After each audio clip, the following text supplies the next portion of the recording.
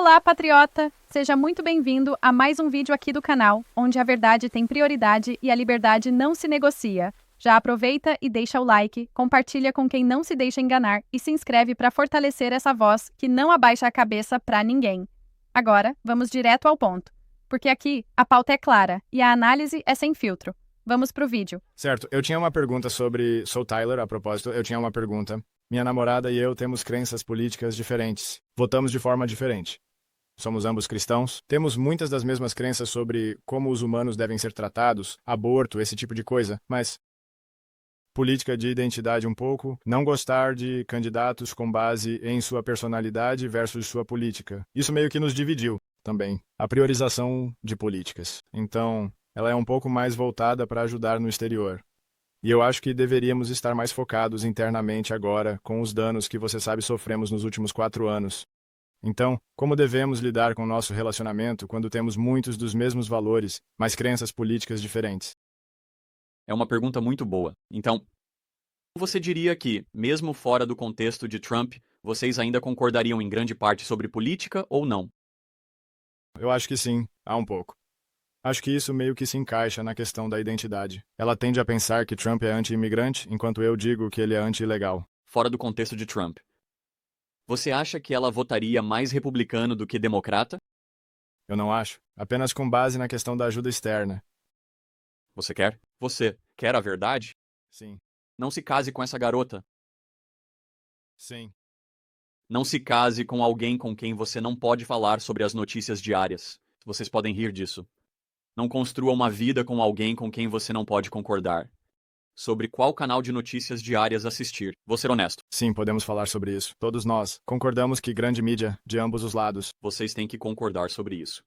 Estou te dizendo agora, como alguém que é casado, quando você tem que incutir valores em uma criança, você não pode ter o primeiro problema elementar às 7 da manhã, quando você liga o rádio ou em um podcast.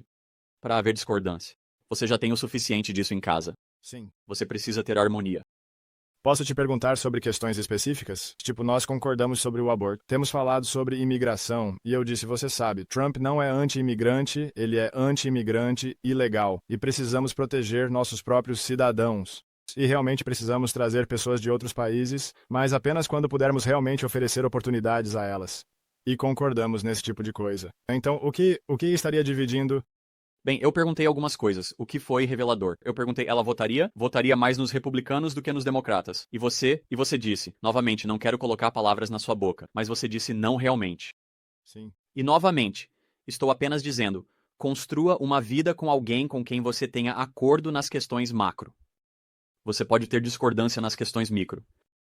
Você precisa concordar sobre religião. Você precisa concordar sobre a eternidade. Você precisa concordar em questões políticas. Você pode discordar sobre o tipo de comida que gosta. Isso é micro. Você pode discordar sobre a hora de dormir.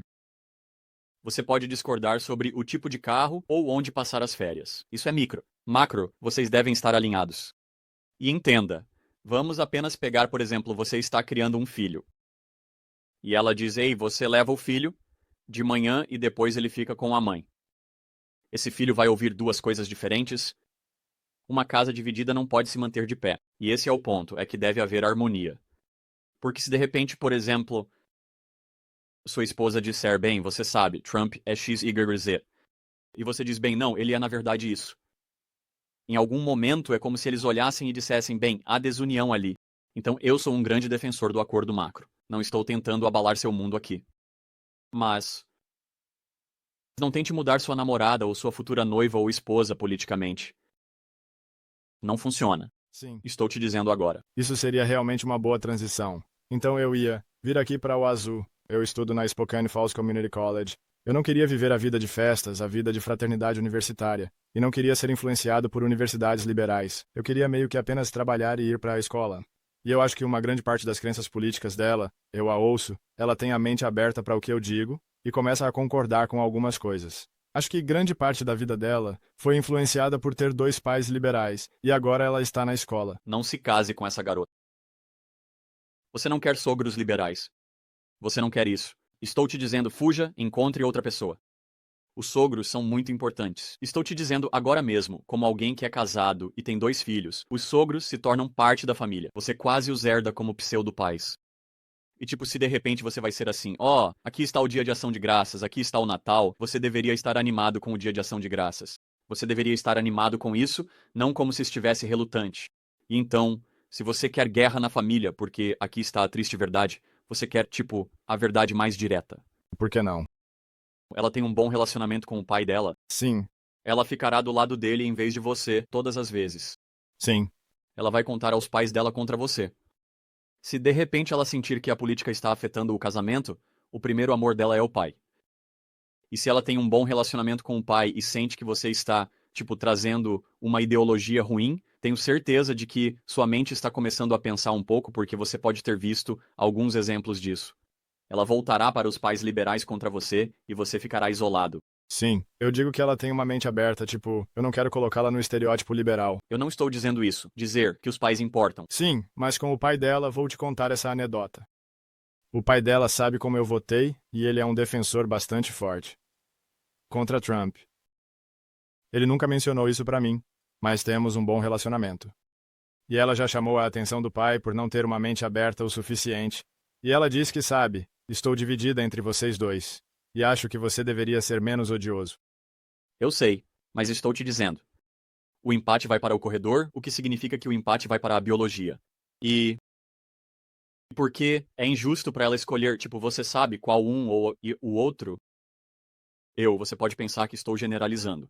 Isso vem de mais de 10 anos vendo e fazendo isso, que o acordo político é um elemento necessário e fundamental quando você quer tentar construir uma família. Entendi. Obrigado, cara. Você tem muito sobre o que orar e lutar. Obrigado. Sim, senhor.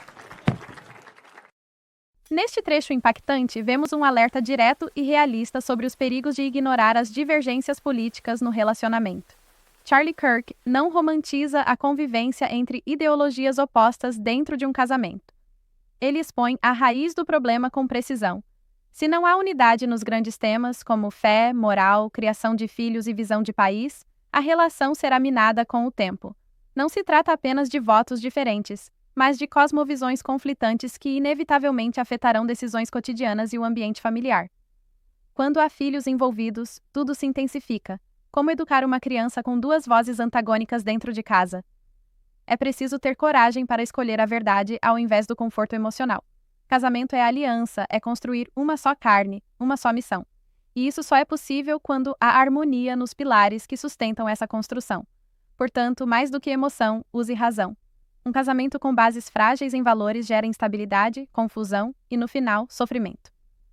A escolha de hoje define o legado de amanhã. Pense nisso.